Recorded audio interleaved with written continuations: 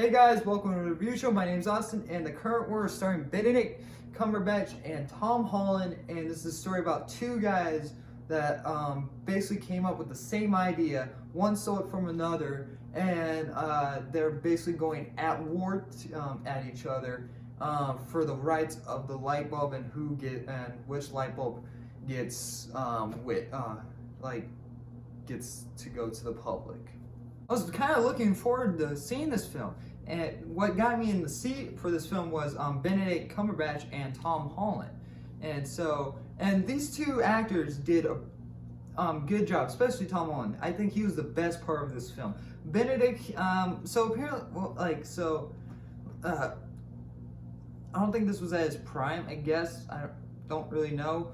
So apparently this came out in 2017. So I saw the director's edition of this, the director's cut, and so I never saw the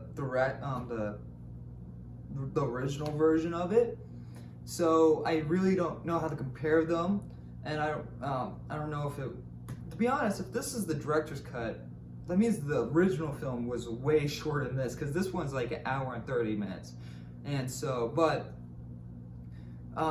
Benedict's, his acting was kind of a little stale in my opinion. He had the same face expression. When anything terrible happened, he would have the same face expression. I don't know if it was because of the director and or like the script that he was given, like the material. So I have no idea what was going through his head while making this film, because he's a fantastic actor. I love him and Doctor Strange and everything else, and so it was kind of odd to see him not do as good I expected him to do. So yeah, but this film was kind of also really boring, and this isn't really a film that I would go out and see, to be honest. But I really want to spread out and see more than just, action and like horror. Like, I want to spread out to all these other films, like romantic films. I do really love comedy, so that was also part of that. So, and when I was sitting through watching this, I wanted to see the creation of the light bulb and Benedict's frustration of someone else's of his idea of the light bulb and creating himself, and and someone taking his idea and taking his product from him. And it's really, and we get to see some of it, but it's just, we don't get to see a lot of like the war itself. It's more of a montage of the war. So, and it's really sucks because there's a lot of great actors in this film, and when anything like actually happens, it's just like okay. And like there's like one specific thing that actually kind of drags on, which I really like, but I wanted a little bit more. I kind of wanted a little bit more out of that specific thing, and so and these two characters, Benedict and Michael Shannon, forgive me if I said that wrong, and like these two characters, Michael is playing the character that is basically took the idea of the light bulb, I guess, his Benedict's character's product from him, and started selling this on the street for less price. And so we really don't see these two characters interact at all. They have one phone call scene, and they meet once at the end of the film. Literally, you could have gone through this film and they couldn't even didn't even know each other.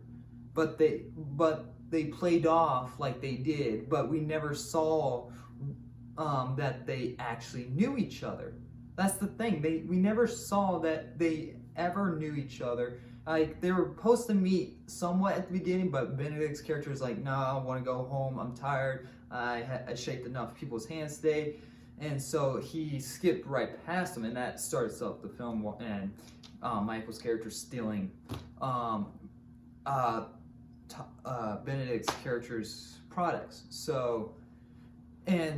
But we really don't see them at all interacting with each other, and it's really sucks because I wanted to see them interact, and that would have added more and like tension to the film, and I think it would have had more impact at the end with the message that they were trying to give. What really held this film was Tom Holland, and he didn't have a lot of scenes, but he had a somewhat big part to the story.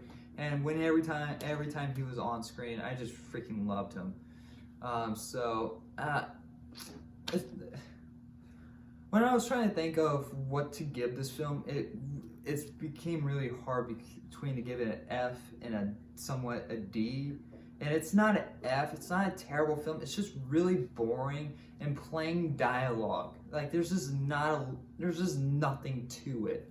And I wanted a little bit more. And this film should have been at least a little over 2 hours, or at least 2 hours, to give us more, like character depths and all that. So I'm gonna give The Current War a D-.